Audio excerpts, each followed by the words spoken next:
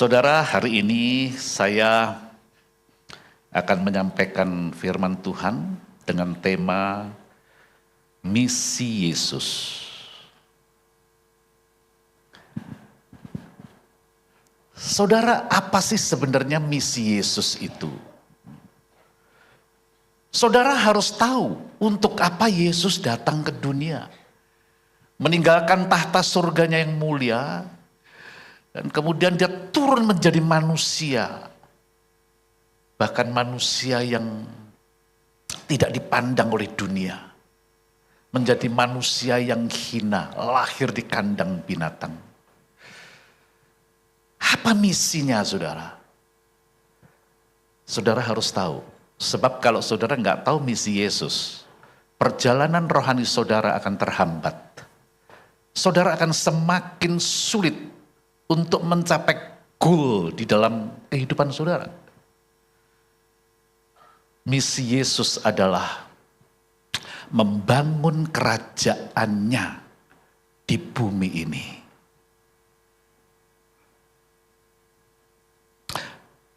Ini adalah misi utamanya dia. Ini misi bapaknya yang gak dijalankan oleh Adam yang pertama itu. Sehingga dia harus turun menjadi manusia sebagai Adam kedua, saudara. Di dalam misi besarnya Tuhan, misi utamanya Yesus, ada dua pekerjaan yang harus dilakukan. Pekerjaan yang pertama adalah pekerjaan penyelamatan. Saudara, harus ada pekerjaan penyelamatan. Sebab semua manusia telah jatuh ke dalam dosa dan kehilangan kemuliaan Allah. Nah, tujuan penyelamatan ini adalah mengembalikan kembali kemuliaan Allah di dalam diri manusia yang telah hilang, saudara. Dan itu terjadinya di Taman Eden ketika Adam dan istrinya memakan buah yang dilarang. Dan saat itu jugalah maka mereka berdua diusir dari taman. Karena apa? Karena mereka sudah gak segambar lagi dengan Allah.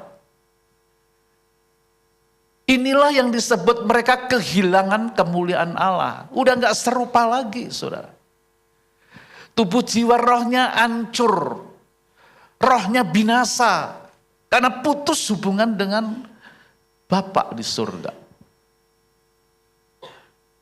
Yesus datang ingin memberikan kembali kemuliaannya kepada mereka. Kepada manusia, keturunannya.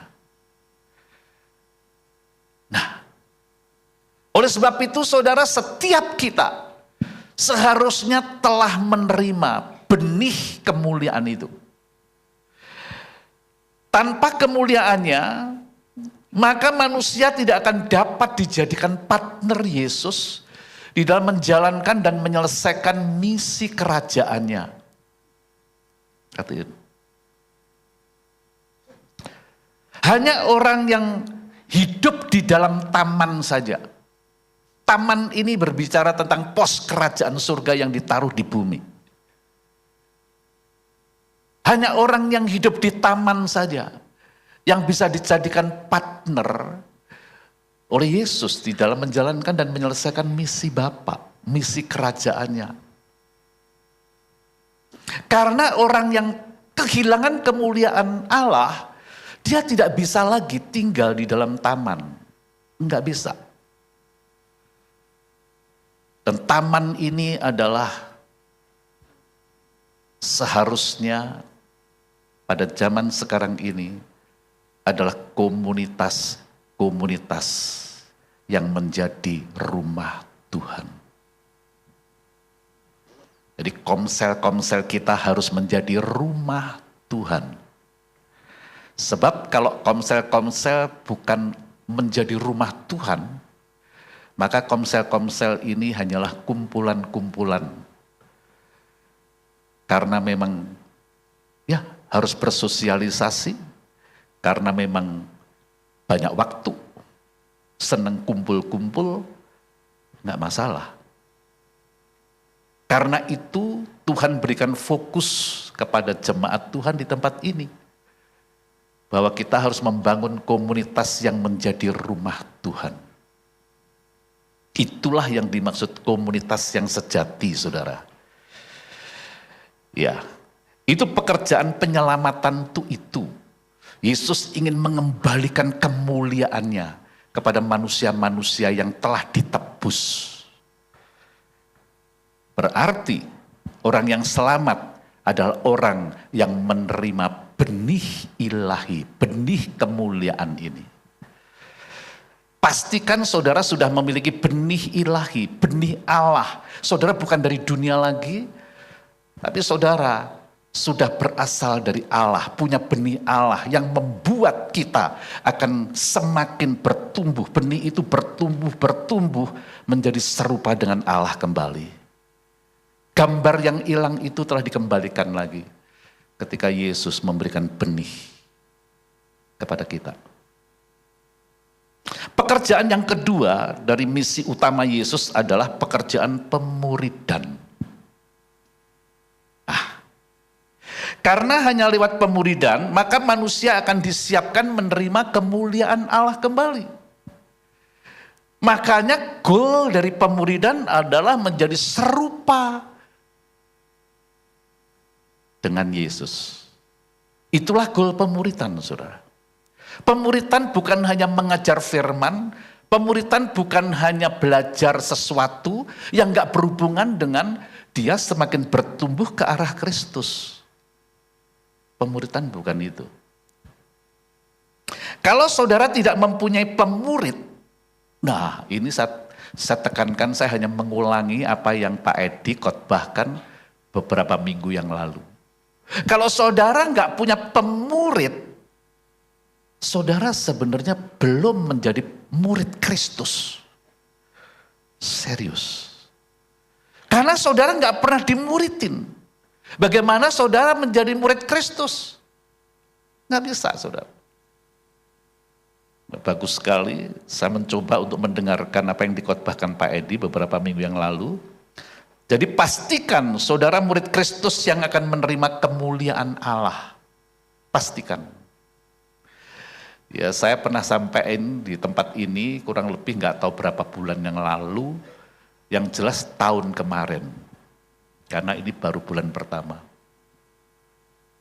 Saya pernah sampaikan bahwa kok sama menerima impresi ya.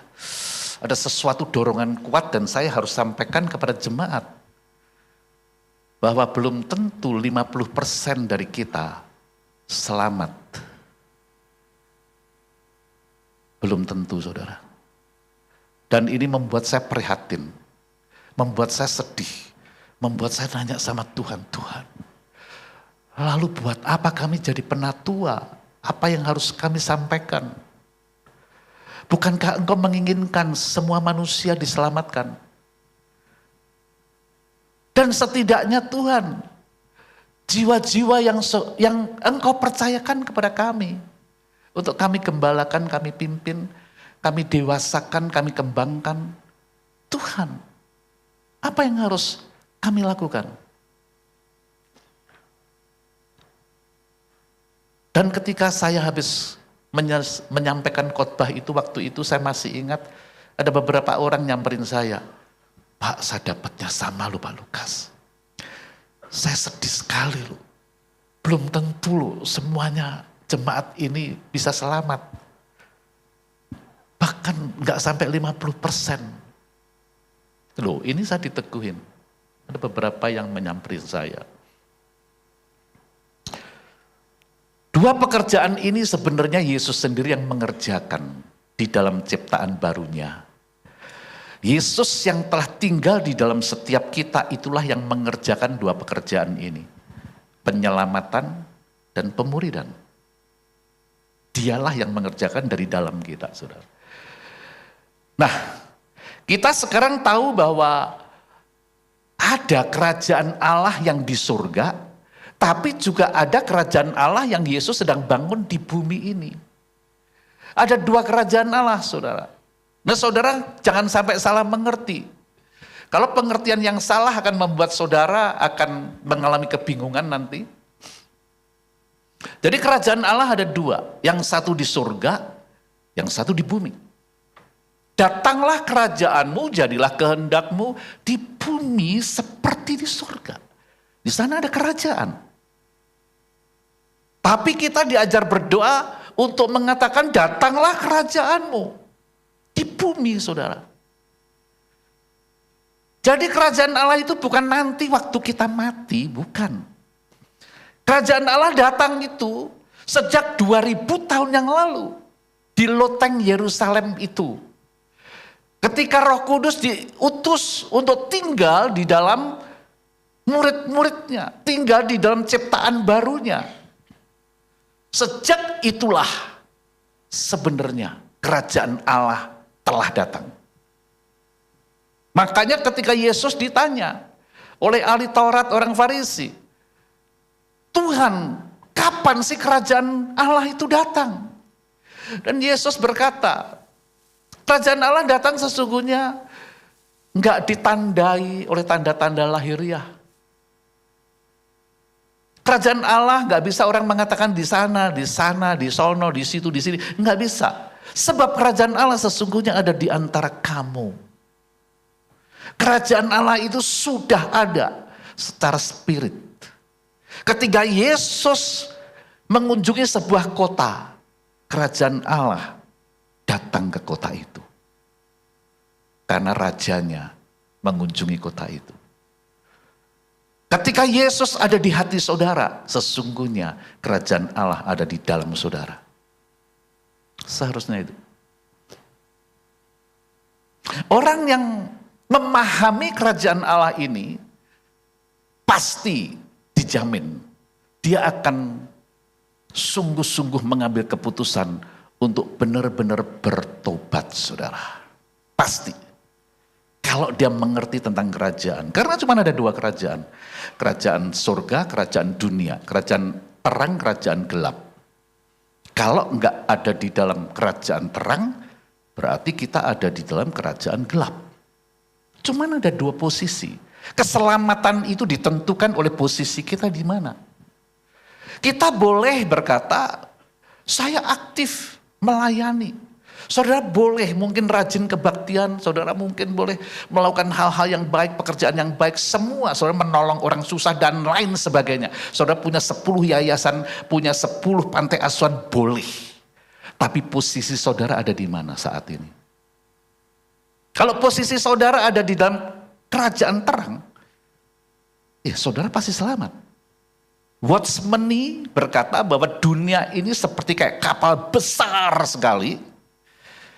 Nah sementara kapal besar ini sudah kapalnya tua, sudah lubang sana, lubang sini, dan sudah ngerembes air masuk ke dalam kapal ini. Banyak orang sibuk nembel lubang-lubang ini. Supaya nggak bocor, saudara. Tapi nggak bisa, karena sudah tua, sudah karatan.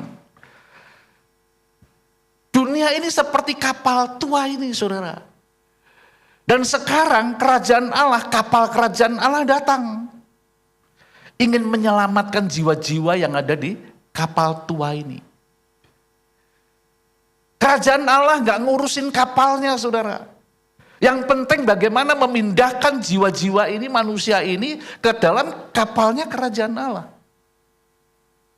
Sebenarnya kondisinya seperti itu, saudara. Hanya ada dua kapal besar. Kapal tua, kapal dunia, dan kapal kerajaan Allah.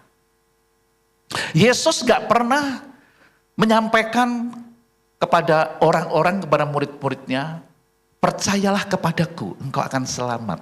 Enggak ada ayat itu. Yang Yesus ajarkan adalah bertobatlah, sebab kerajaan surga sudah dekat. Yang Yesus katakan kepada perempuan Samaria yang berzinah itu, jangan berbuat dosa lagi. Dan kepada orang buta itu juga katakan, jangan melakukan dosa lagi, nanti akan tambah parah kamu. Jadi saudara, yang Yesus beritakan adalah bertobat. Sebab untuk masuk ke dalam kerajaan kapal kerajaan Allah ini, syaratnya bertobat, saudara. Ini pertobatan yang sejati. Dan Pak Edi bagus sekali waktu menyampaikannya. Apa artinya bertobat? Bertobat bukan hanya sekedar kalau tadinya ngerampok, sekarang ini kerja keras memberkati orang-orang. Nah itu, dulu saya berpikir seperti itu. Tapi Pak Edi bagus sekali. Bertobat artinya mengubah, ya, mengubah tuan kita yang lama. Tuan kita yang lama itu daging, ego, ya dunia setan dan lain sebagainya. Sekarang Tuhan kita bukan lagi itu, yang lama ini. Tuhan kita adalah Yesus Kristus, satu-satunya Tuhan dan Raja, penguasa tunggal di dalam hidupnya.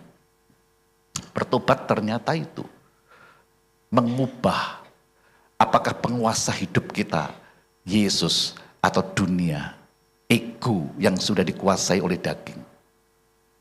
Itu artinya bertobat. Makanya bertobat harus setiap hari, saudara. Ya, Allah itu mengatakan seorang bertobat bukan karena perbuatannya. Mungkin ada orang, mungkin saudara mengatakan, saya ini nggak pernah loh gangguin orang, ngerugiin orang. Aku nggak pernah.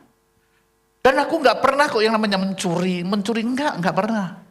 Apalagi membunuh, enggak. Aku nggak pernah kok nipu orang, nggak pernah. Aku baik kok.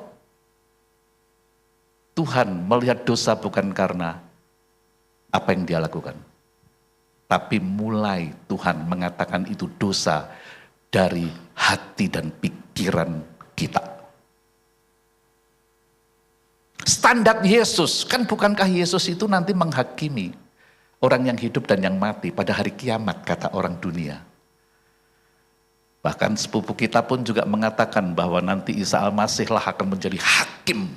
Tentunya dia menjadi hakim menurut apa yang dipercayai, menurut hukum-hukumnya dia dan standar hukumnya dia. Mungkin saudara nggak pernah membunuh, tapi ketika saudara membenci saudaramu, saudara sudah membunuh. Ketika saudara menginginkan milik orang, saudara sudah mencuri. Ini standarnya kerajaan Allah. Dan ketika engkau mengingini seorang wanita, ya saya nggak tahu ya, sekarang kan wanita juga bisa mengingini wanita juga ya. Ya. Dan saya nggak tahu kok ditulisnya nggak ada yang mengingini laki-laki, nggak ada, saya nggak tahu ini. Nanti saya ulik lagi ini. Ya mungkin ada tafsiran-tafsiran, tapi karena saya nggak terlalu mendalami penafsiran-penafsiran seperti, maka ya sudah kita percaya aja bahwa kita nggak bisa lagi menipu siapapun, ya, bahwa kita orang yang nggak pernah berdosa, nggak. Bahkan setiap hari hati pikiran kita, ketika kita marah aja, kita akan dihukum. Ini kerajaan Allah. Marah saja dihukum, saudara. Nanti saudaraku baca di Matius pasal 5. Saudara akan tahu mengapa kita harus bertobat, saudara. Nah, jadi gereja Tuhan yang menjalankan misi kerajaan ini. Tubuhnya Tuhan yang menjalankan misi kerajaan ini. Nah, melakukan pekerjaan kerajaan ini, penyelamatan ini, saudara harus melahirkan, membawa kerajaan Allah dimanapun saudara berada. Membawa kerajaan atau menghadirkan kerajaan Allah adalah menghadirkan cara hidup sebagai warga kerajaan Allah. Nah, orang yang hidupnya sebagai warga kerajaan Allah adalah orang yang mengikuti ketetapan-ketetapan yang Allah buat di dalam kerajaannya. Seperti yang dinubuatkan oleh Yehezkiel, saudara. Yehezkiel 36 ayat 25 sampai ayat 27. Nah, saudara lihat ini ayat-ayat ini sudah puluhan kali kita sudah sampaikan di mimbar, ya. Nah, ini kembali ditampilkan, saudara. Inilah warga kerajaan Allah. Aku akan mencurahkan kepadamu air jernih yang akan mentahirkan kamu dari segala kenajisanmu, dan dari semua berhala-berhalamu aku akan mentahirkan kamu. Kamu akan kuberikan hati yang baru dan roh yang baru di dalam batinmu. Dan aku akan menjauhkan dari tubuhmu hati yang keras dan kuberikan kepadamu hati yang taat. Rohku, Allah berkata, akan kuberikan diam di dalam batinmu dan aku akan membuat kamu sama-sama hidup menurut segala ketetapanku dan tetap berpegang pada peraturan-peraturanku dan apa? Melakukan. Inilah kehidupan sebagai warga kerajaan Allah. Kita akan menggenapi ayat ini yang dinubuatkan oleh Yeskiel ini. Ketika kita menerima air jernih itu apa? Air jernih itu firman yang hidup. Firman yang hidup itu siapa? Yesus. Ketika seseorang menerima Yesus sebagai air jernih tadi, maka air jernih ini mentahirkan kenajisannya. Dan dari segala berhala-berhalanya akan ditahirkan oleh air jernih yang adalah Yesus. Dan ketika kita menerima Yesus, maka Allah memberikan hati yang baru dan roh yang baru. Dan dia menjauhkan dari tubuh kita hati yang keras. Dan memberikan hati yang taat, saudara. Nah, ini pengalaman ini ketika kita pertama kali menerima Yesus, ya, kita bertobat karena perbuatan, karena kehidupan kita. Begitu Yesus menemui dia, sekali lagi, bukan kita yang menemui dia, tapi dia yang menemui saudara. Bukan saudara yang mencari Tuhan, Tuhanlah yang mencari saudara. Ya, jadi bersyukurlah saudara, kalau saudara ada di tempat ini, berarti saudara sudah ketemu dengan air jernih ini. Ingat, dia yang menemui saudara, bukan kita. Nah, ketika kita menerima hati yang baru dan roh yang baru, maka roh Allah sendiri bisa nyatu dengan roh kita. Nyatu dengan hati kita. Karena sudah baru, saudara. Kalau kita belum menerima hati yang baru dan roh yang baru, maka roh Allah nggak bisa diam di dalam kita. Nggak bisa nyatu. Yang najis dengan yang kudus nggak bisa nyatu, saudara. Makanya saya simpulkan bahwa Roh Kudus nggak ada atau nggak tinggal di dalam setiap orang Kristen. Enggak. Kalau dia belum menerima hati yang baru dan roh yang baru, mereka nggak mungkin, saudaraku, bisa nyatu. Roh Allah bisa tinggal di dalam hati yang najis dan masih banyak berhala di situ. Nggak mungkin, saudara. Makanya di dalam SPK ada sesi-sesi pelepasan kesembuhan batin. Ya, ingat SPK akan dibuka lagi. Ya, tolong saudara. Kalau saudara haus, saudara merasakan bahwa saudara saya kayaknya sih belum lahir baru nih. Saya belum siap menerima kemuliaan Allah. Buru-buru saya menerima, mikirin aja enggak. Buru-buru, yang penting Kristen. Nah, ini orang yang lahir cepat sudah Kristen walaupun belum ada KTP. Saudara, hati-hati. Hati-hati. Saya lahir langsung Kristen, saudara. Tapi saya nggak tahu namanya bertobat itu apa. Apakah harus bertobat? Enggak. Karena di dalam diri saya, di dalam pikiran saya sudah kepikir bahwa nanti saya pasti ada di surga kok. Kalau saya nggak ada di surga, kesalahan papa mama saya. Halo? Emang masuk surga borongan? Enggak, saudara. Dan banyak sekali orang yang lahir Kristen, udah Kristen saudara, dari keluarga Kristen. Saya tanya loh beberapa, ternyata mereka nggak pernah mengalami yang namanya kasih mula-mula. Nggak pernah, saudara. Biasa-biasa aja seperti saya dulu. Saya lahir cepat udah Pentekostal, saudara. Kurang apa? Bayi karismatik, saudara. Kurang apa saya? Ya, jadi orang Pentekosta kebanyakan sombong. Ini saya maksudnya. Kalau saudara Pentekosta saya nggak nuduh saudara, tapi kebanyakan begitu. Sombong, karena dia pikir dia paling hebat gitu. Karismatik. Oh, mereka nggak percaya Roh Kudus. Nah, itu dia. Itu kan pandangan kita, itu pendapat kita, saudara. Nah, jadi saudara, ketika saudara lahir sudah Kristen, Perhatikan saudara, apakah saudara benar-benar merasakan kasih Tuhan yang meluap dan saudara merasakan menerima hati yang baru dan roh yang baru. Ketika saudara mengalami pertama itu yang namanya kasih mula-mula, rasanya apa? Rasanya kepingin baca Alkitab setiap hari. Saya kerja, saya bawa Alkitab saya. Dan setiap kali saya ketemu sama orang, pasti saya bersaksi. Saya menceritakan pengalaman saya. Bagaimana saya bertemu dengan Sang Mesias, Juru Selamat, Anak Allah yang hidup itu. Ketika saya mengalami itu, kasih mula-mula itu saudara, saya nggak pernah berhenti untuk bersaksi. Menginjil saudaraku, sampai saya diomelin. Yang saya injilin pendeta ternyata. Saking semangatnya saudara. Perhatiin. Dan kalau saudara nggak pernah mengalami itu, hanya perasaan saudara, walaupun saudara sudah 30 tahun jadi Kristen saudara, itu enggak jaminan saudara. Tidak jaminan. Saudara harus benar-benar mulai datang kepada Tuhan nanti. Ya. Dan akan dihormati para malaikat. Kalau saudara sudah Kristen, apalagi di Abalev ini 30 tahun, saudara ikut SPK lagi. Wow, malaikat menghormati saudara. Karena sudah 30 tahun jadi jemaat. Tapi belum pernah merasakan kasih mula-mula. Dan saya yakin kalau saudara melakukan itu. Ini malaikat-malaikat juga dengerin saya kok. Mereka akan berdiri menghormati saudara. Halo? Kalau ada yang merasa nanti enggak apa-apa, kami siap menyambut saudara. Ya, wah nanti yang bina saya siapa dong? Wah ada yang berkata begitu, enggak apa-apa kalau perlu penatua membina. Habis sudah 30 tahun. 30 tahun. Ya benar.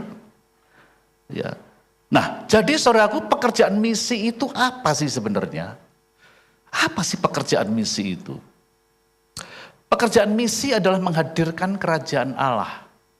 Tadi saya katakan, menghadirkan cara hidup sesuai dengan apa yang firman Tuhan perintahkan. Alias menjadi pelaku firman. Hidupnya nggak serupa lagi dengan dunia.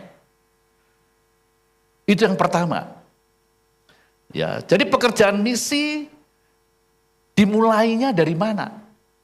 Dimulai dari keluarga, saudara. Menghadirkan kerajaan Allah.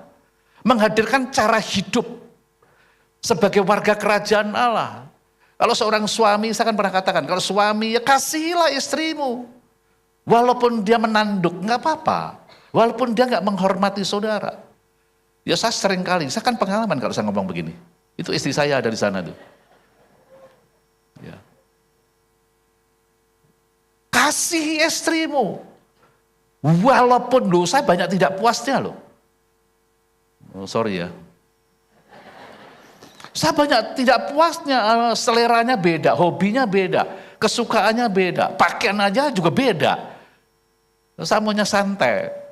Tetapi kan ingin membahagiakan, walaupun agak kesal juga. Kasih istrimu, tetap saya mengasihi. Kenapa? Karena itu perintah Tuhan saudara. Kalau saya nggak mengasihi berarti saya nggak menjalankan perintah Tuhan, gitu aja gampang. Hormati orang tuamu, anak-anak. Hormati dia, walaupun dia suka menghajar engkau, menggebuk engkau, ya menghukum engkau. Hormati dia, panjang umur engkau. Dan engkau akan diberkati oleh Tuhan, anak-anak tuh. Ya. Istri-istri sekarang, hormati dong suamimu. Hormati dia, jangan bantah terus gitu loh. Ya ngeyel terus gitu. Ya, hormati, nah bener kan? Hormati dia, hargai dia, terutama di depan orang. Hargai dia, hormati dia, layani dia. Walaupun suamimu seperti ini gak berubah-berubah, tetap hormati. Tahu gak saudara, apapun yang terjadi dalam hidup ini, bagi orang yang sudah lahir baru, menerima benih ilahi tadi, semua yang terjadi seizin Tuhan. Kalau itu gak seizin Tuhan, maka itu gak terjadi saudara. Serius. Saya suka memberi contoh Yusuf. Yusuf sebelum menjadi orang kuat kedua Mesir, Dia harus mengalami dulu dibenci sama saudara-saudaranya. Gara-gara dia cerita mimpinya itu. Kemudian ingin dibunuh sama saudara-saudaranya. Nggak jadi, dilempar ke sumur. Siap dijual sebagai budak. Dan ketika rentetan peristiwa ini, kejadian ini berlangsung, nggak boleh ada yang intervensi, saudara. Nggak boleh. Karena memang ini Tuhan izinkan untuk memproses, untuk mengajar, untuk Yusuf ada di sekolah kehidupan. Bagaimana dia diajar untuk nggak membenci saudara-saudaranya, nggak balas dendam, nggak kepahitan, nggak kecewa. Dan ini harus dilalui oleh Yusuf. Dan kemudian ketika dia dijual ke Potifar, di sana difitnah gara-gara tante Potifar yang genit itu. Difitnah kemudian dimasukin, dijeblosin di penjara, saudara. Ini harus dilewati oleh Yusuf dan gak boleh ada yang menolong dia. Ini memang sudah Tuhan izinkan jalan ini, proses ini harus dilalui.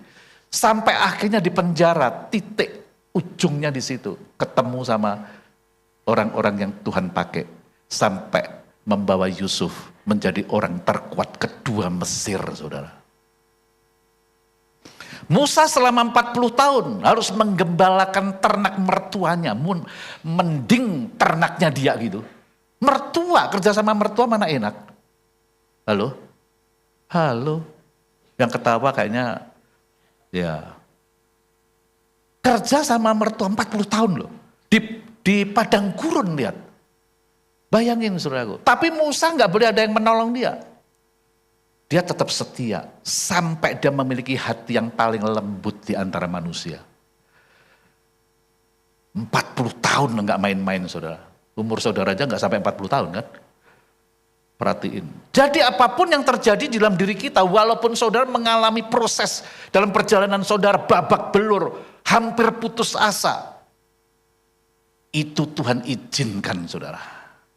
Hanya untuk menempa saudara, mental saudara. Ya. Tenang aja, karena pencobaan itu nggak akan melebihi kekuatanmu. Dan begitu saudara menerima pencobaan, Tuhan memberikan jalan keluar, itu janjinya loh. Dan Tuhan setia kepada janjinya. Jadi nggak boleh ada yang menolong saudara. Walaupun kita kadang-kadang saking kepepetnya gitu, ingin minta bantuan siapa-siapa, ingin minta ditolong.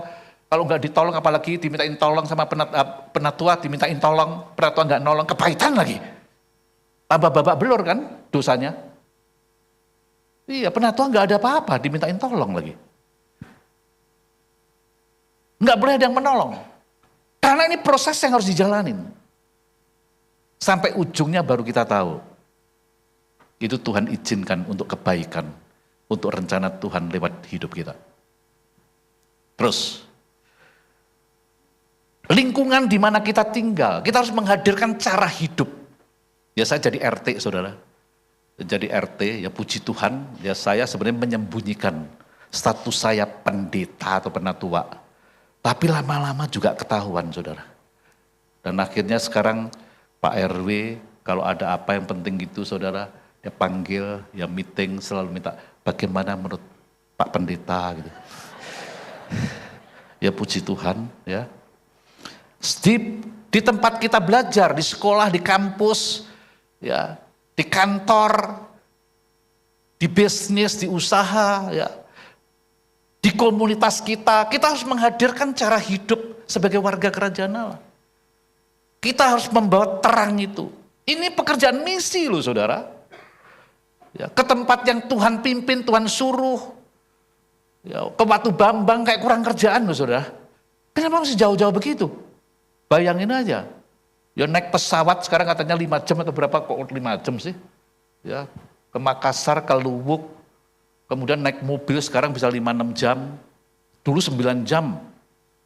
Udah sampai ke 5 jam ini, 9 jam ini saudaraku, berjalan 3 hari lagi.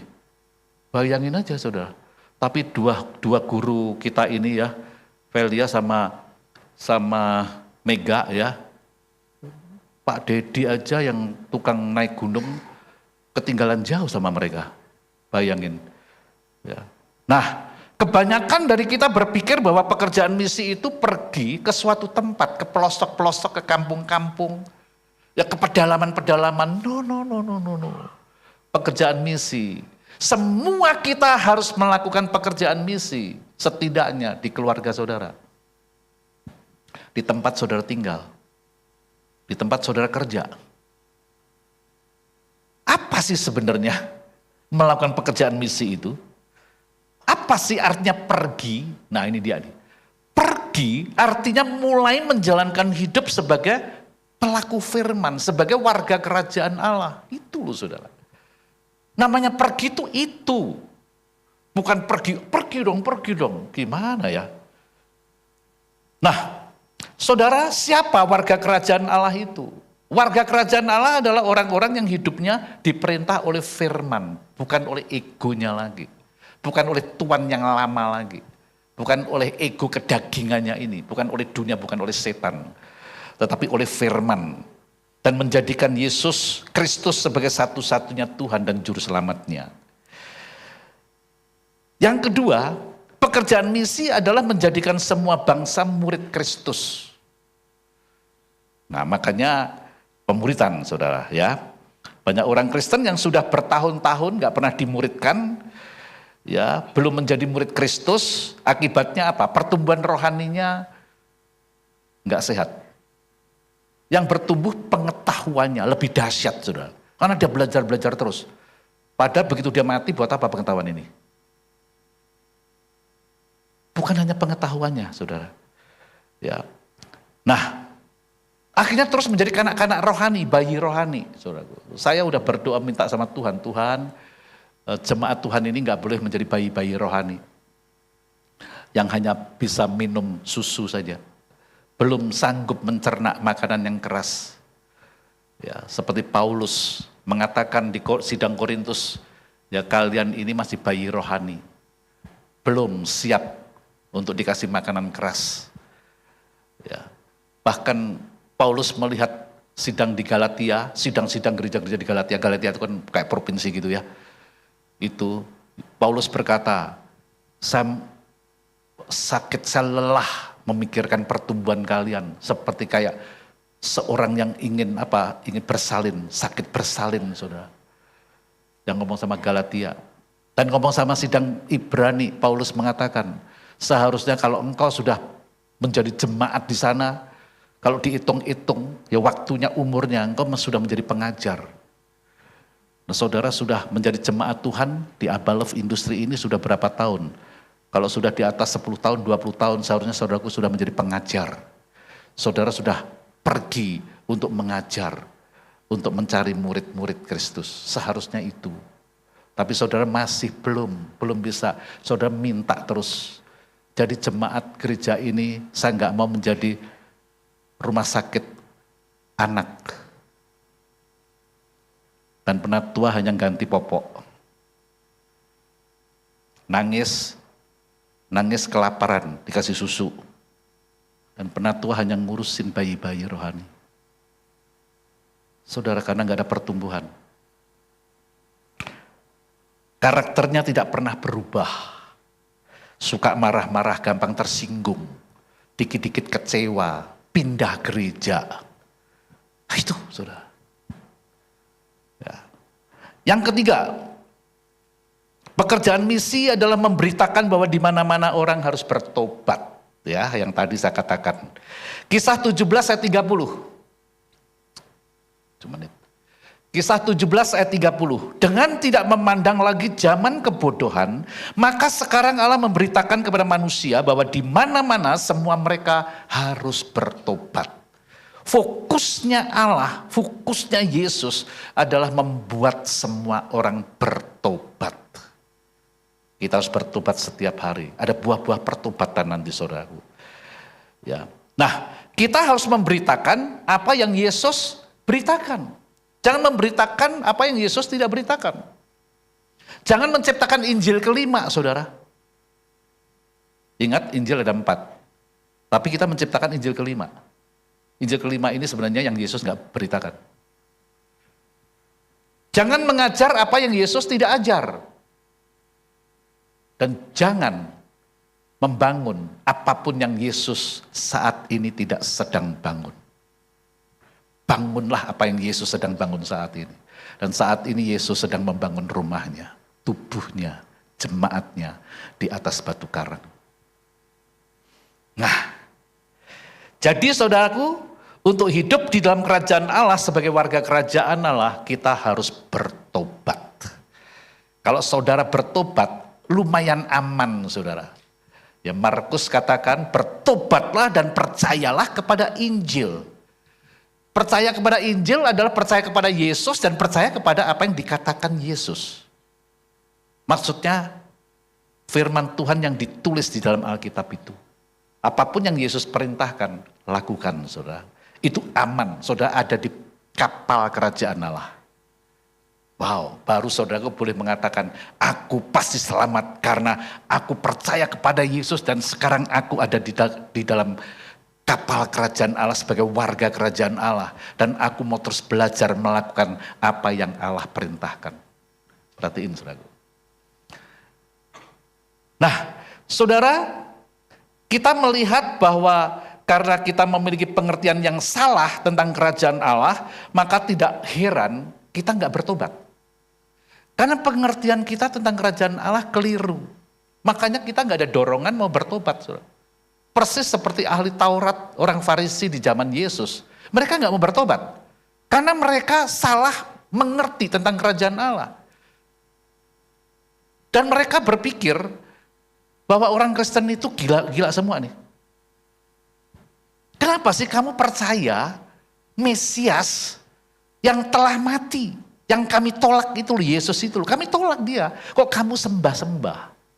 Dia bukan Mesias. Karena di pikiran orang-orang Israel, terutama orang Yahudi saudaraku, bahwa nanti Mesias nanti akan datang membangun kerajaannya bagi Israel.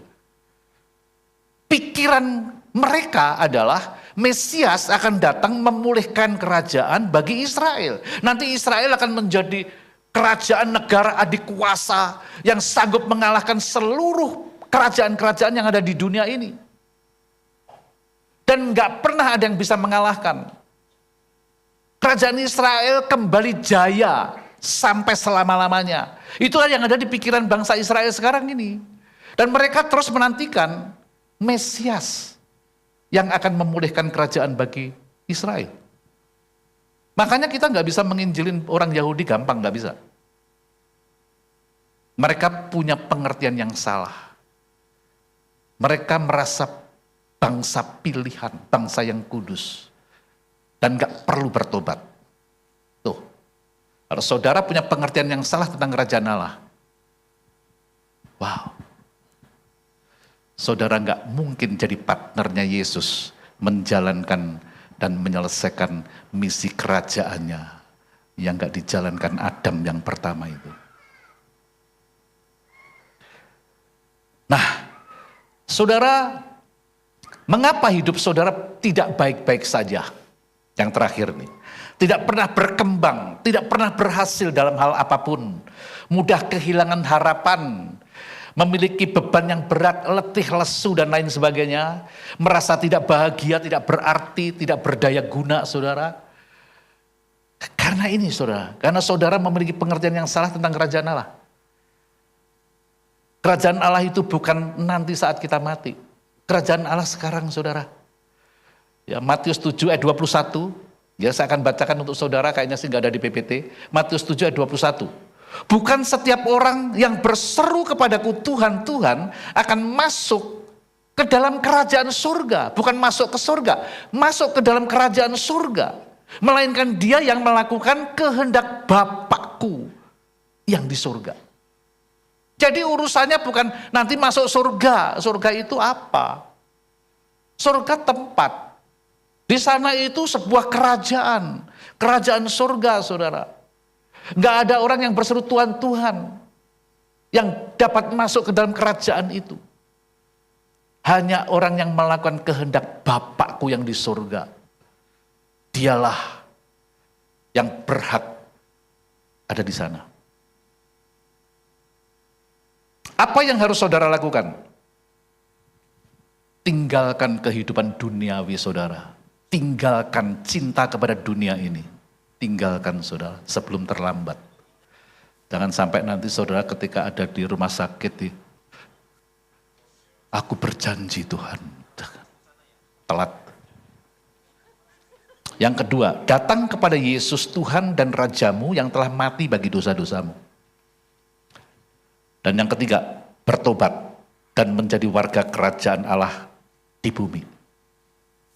Kalau tidak, saudara akan binasa. Sekali lagi, kalau tidak, saudara akan binasa. Dan saya nggak mau. Saya nggak mau sebagai penatua saudara, jemaat Tuhan di tempat ini. Saya mau semua saudara ada di kapal kerajaan Allah. Selamat, artinya selamat itu saudara. Mulai hidup sebagai warga kerajaan Allah. Mulai hidup diperintah oleh firman saudara. Apa yang firman perintahkan lakukan saudara, lakukan. Jangan sampai saudara hanya punya pemikiran secara lahiriah saja. Saudara habiskan waktu-waktu saudara hanya memikirkan hal-hal yang sebenarnya nggak berhubungan dengan kekekalan. Karena kalau nggak berhubungan dengan kekekalan, apapun yang saudara lakukan, perbuat, pikirkan, itu hanya terkubur, mati dan sirna begitu saja. Fana semua.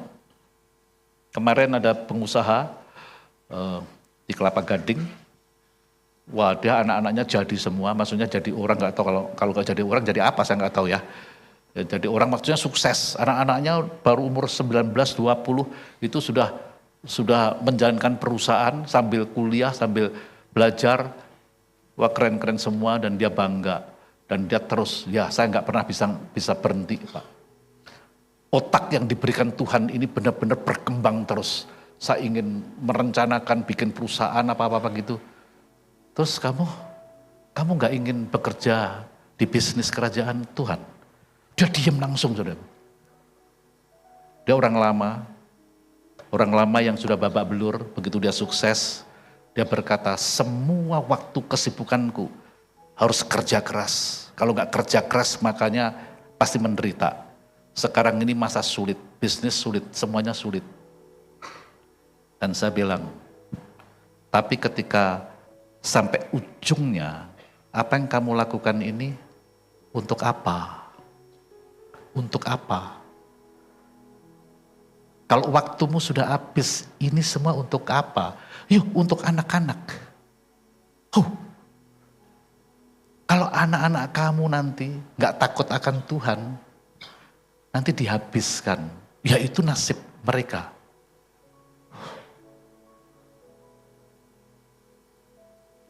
Bukankah kamu percaya adanya kerajaan surga yang kekal sifatnya? Bukankah engkau percaya ada neraka? Bukankah engkau percaya? Iya sih Pak. Pikirkan baik-baik. Kerajaan Allah memanggil engkau. Engkau telah diberi benih ilahi. Engkau tidak berasal dari dunia lagi. Allah telah melahirkan kamu kembali. Menjadi manusia miliknya. Apa yang kau lakukan untuk dia? Dia punya misi yang belum selesai. Dia ingin menjadikan engkau partnernya untuk menendang, menghukum si ular tua itu. Tahu nggak saudaraku, Alkitab itu sebenarnya apa? Dari Kejadian sampai Wahyu. Kejadian sampai Wahyu isinya apa? Dulu saya kalau membaca buku, saya harus lihat endingnya apa ini? Happy atau sad? Kalau sad ending ya saya nggak mau baca. Ngapain baca buku sad ending gitu? Buat apa? Nah waktu saya baca Alkitab, SMP, SMA, endingnya apa? Nggak tahu saya. Ini Alkitab ini memang susah, ini belum bertobat saudara. Nah setelah bertobat, saya rajin tapi lupa baca endingnya. Baru kurang lebih tahun 2014-2015 itu. Saya baca Alkitab, endingnya sebenarnya apa sih? Aduh, sederhana sekali. Seluruh dunia ini dikuasai oleh kerajaan kegelapan. Kerajaan Allah datang lewat Yesus. Allah nggak mau bumi ini dikuasai kerajaan musuh. Seperti ini. Dan Yesus ingin kerajaannya yang berkuasa di bumi. Bukan kerajaan kegelapan. Satu-satunya jalan adalah menghancurkan penguasa kerajaan iblis. Si ular tua itu, naga tua itu, Lucifer itu. Dan ternyata ujungnya Alkitab, setelah kerajaan 1000 tahun, itu si ular tua itu ditangkap, dilempar ke jurang maut. Alkitab selesai. Jadi ternyata akhir Alkitab cuma itu, saudaraku. Menghukum iblis ini. Rajanya iblis ini. Setelah dihukum, dibuang ke neraka jurang maut itu sampai selama-lamanya. Alkitab selesai. Akhirnya anak domba, Yesus dengan gerejanya, mempelai wanitanya bersanding. Alkitab selesai. Dan sekarang si ular tua itu sudah nyusup di hati dan pikiran kita. Mengajak kita mencintai dunia. Mengubarkan hawa nafsu daging. Saudara, saya mau tantang saudara. Kalau saudara nggak bertobat, yang menguasai hidup saudara adalah kerajaan iblis yang sudah menyusup, membangun kerajaan ego yang dikuasai hawa nafsu daging di dalam saudara. Mari kita berdoa. Setelah saudara mendengarkan ini, saudara mulai mengerti, kerajaan Allah itu bukan nanti. Kerajaan Allah sudah datang 2000 tahun yang lalu. Sejak di loteng Yerusalem itu, Roh Kudus dicurahkan. Dan kemudian mereka dipenuhi oleh Roh Kudus, lahirlah gereja. Dan gereja itulah yang seharusnya wujud dari kerajaan Allah di bumi ini. Gereja harus mewujudkan kerajaan Allah. Gereja itu sebuah komunitas yang terikat janji. Yang harus menyatakan kerajaan Allah di bumi ini. Menampilkan kerajaan Allah dengan cara apa? Dengan cara setiap yang ada di komunitas, anggota orang-orang yang ada di komunitas ini, yang terikat janji ini, mulai menjalankan kehidupan yang diperintahkan oleh firman. Menjadi pelaku firman. Yesus Tuhan Raja adalah satu-satunya penguasa tertinggi yang harus diikuti perintahnya. Sehingga komunitas ini bertumbuh bersama-sama menjadi semakin serupa seperti Kristus semua. Inilah yang kita harus lakukan. Berapa banyak di antara saudara, setelah saudara mendengarkan ini, saudara mengambil sebuah keputusan yang akan menentukan hidup saudara akan seperti apa? Apakah saudara mau benar-benar meresponi kesempatan yang Tuhan berikan ini untuk bertobat? Saya tidak akan undang saudara untuk maju ke depan. Enggak, saudara. Saudara hanya kasih unjuk kepada Tuhan yang sekarang ada di dalam saudara, menunggu saudara, menunggu keputusan saudara, menantikan respon saudara. Dan kalau engkau meresponi dan berkata kepada Tuhan, Tuhan, aku datang kepadamu Tuhan. Aku tahu Tuhan, aku mengakui selama ini waktuku kuhabiskan hanya untuk cita-cita, hanya untuk kepuasan batin, hanya untuk menyenangkan diriku sendiri. Hanya melakukan yang kuanggap ini benar dan baik. Tapi belum tentu bagimu Tuhan. Aku datang kepadamu, aku mau bertobat. Aku mau bertobat, aku mau jadikan engkau satu-satunya Tuhan dan juru selamatku secara pribadi. Aku mau Tuhan, mulai saat ini, mulai setelah aku mendengar apa yang disampaikan ini, aku mau mulai menjalankan hidup sebagai warga kerajaan-Mu. Hidup mengikuti ketetapan-ketetapan dan peraturan-peraturan yang Allah buat di dalam kerajaan-Mu, yang sudah ditulis di dalam Alkitab ini. Aku mau Tuhan. Berapa banyak engkau yang berani mengambil keputusan itu, meresponi itu? Saudara nggak usah perlu angkat tangan, tunjukkan aja kepada Tuhan lewat taruh tanganmu di dadamu, di tempat dudukmu, tetap duduk. Engkau pribadi dengan Tuhan, nggak perlu dikasih lihat kepada manusia. Itu urusan saudara dengan Tuhan. Hanya Tuhan yang ingin melihat hati yang tulus. Tuhan, engkau melihat tangan-tangan yang ditaruh di dada, baik yang di bawah maupun di atas. Tuhan, engkau mengenal mereka. Engkau tahu, engkau memperhatikan, engkau mengikuti perjalanan mereka sampai hari ini. Nyatakan dirimu Tuhan kepada mereka, anak-anakmu ini. Bukankah mereka anak tebusanmu? Engkau telah mati bagi dosa-dosa mereka. Bukankah engkau sendiri yang menemui mereka, Tuhan? Engkau melihat mereka meresponi engkau dengan menaruh tangannya di dadanya, Tuhan. Itu tanda bahwa mereka siap, Tuhan, untuk mengikut engkau. Hambamu sebagai penatua berdoa untuk mereka. Biarkan engkau sendiri yang berbicara kepada mereka. Dan sekarang alirkan kasih karuniamu, kemampuan ilahi yang kau telah berikan kepada mereka. Agar melalui kasih karuniamu ada kemampuan untuk mereka mengikuti apa yang Tuhan perintahkan. Mereka menjadi pelaku firman. Mereka bukan lagi menjadi orang-orang yang hanya tahu firman tapi enggak paham. Mereka Tuhan bawa dengan kasih karuniamu, mereka akan tinggal di dalam engkau dan firman-Mu tinggal di dalam mereka. Dan ketika mereka mengetahui kebenaran ini akan membebaskan mereka dari belenggu-belenggu yang selama ini mengikat mereka. Kami tidak tahu Tuhan, persoalan-persoalan yang mereka sedang hadapi. Apakah itu persoalan keluarga, rumah tangga, hubungan suami istri, orang tua dengan anak. Apakah itu masalah sosial, apakah itu masalah ekonomi, keuangan, masalah pekerjaan, masalah usaha, bisnis dan lain sebagainya. Aku tidak tahu. Tapi Engkau Maha tahu. Karena Engkau ada di dalam mereka.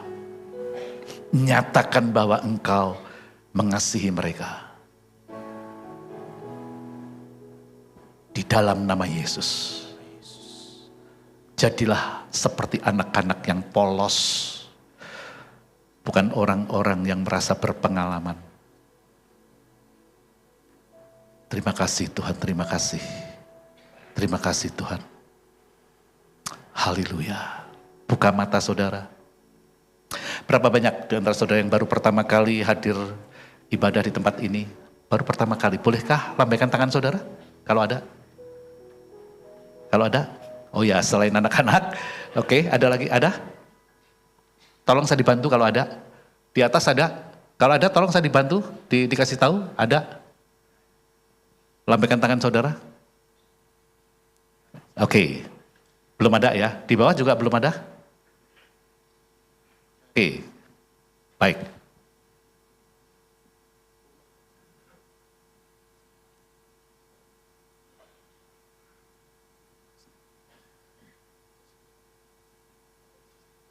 Ya, oke, saudara, ada seminar parenting, dan ini sangat luar biasa sekali ya. Setelah beberapa waktu yang lalu kita mengundang pembicara ini, sangat berpengalaman, sangat diberkati, penting sekali saudara. Kenapa? Ya, nanti kalau nggak salah, ya ini dia ini, ya tanggal 7 Februari. Saudara, ini penting sekali untuk anak-anak saudara. Supaya saudara bisa bagaimana memperlakukan anak-anak saudara, bagaimana saudara mengajar anak-anak dari umur mungkin batita ya sampai 12 tahun kurang lebih. Kalau saudara punya anak seperti itu, saudara ikuti seminar ini. Ya, saudara akan diberkati, bukan hanya diberkati gimana, saudara akan menerima jalan bisa memberikan solusi ya atas anak saudara. Apalagi kalau anak saudara itu memiliki kebutuhan-kebutuhan khusus dan lain sebagainya, saudara harus ikut. Ya, saya dorong untuk saudara jangan sampai lewatkan kesempatan ini. Oke, mari kita bangkit berdiri bersama-sama. Ya. Oke, berapa banyak saudara yang bergairah, angkat tanganmu. Wow, ingat kerajaan Allah sekarang. Dan kapal kerajaan Allah sedang menunggu saudara. Siapkan saudara menjadi warga. Daftarkan diri saudara dengan bertobat. Haleluya. Mari sebentar kalau saudara tinggalkan tempat ini, kekuatan kasih karunia Tuhan terus akan menyertai saudara. Dan ingat, Tuhan sekarang bukan di luar tubuh saudara. Tuhan sekarang ada di dalam saudara. Melalui Roh Kudus, Dia akan memimpin saudara semakin mengenal Dia. Bahkan semakin serupa dengan Dia lewat pemuridan. Jangan sampai saudara enggak pernah punya pemurid. Ya, nantikan pemurid yang Tuhan akan percayakan pada saudara dan cari Dia. Terimalah berkat dari Allah Bapa, kasih karunia dari Tuhan Yesus, dan persekutuan penghiburan dari Roh Kudus yang akan menyertai setiap saudara sampai selama-lamanya. Di dalam nama Yesus yang terima berkat katakan amin. Tuhan memberkati saudara, selamat berhari Minggu.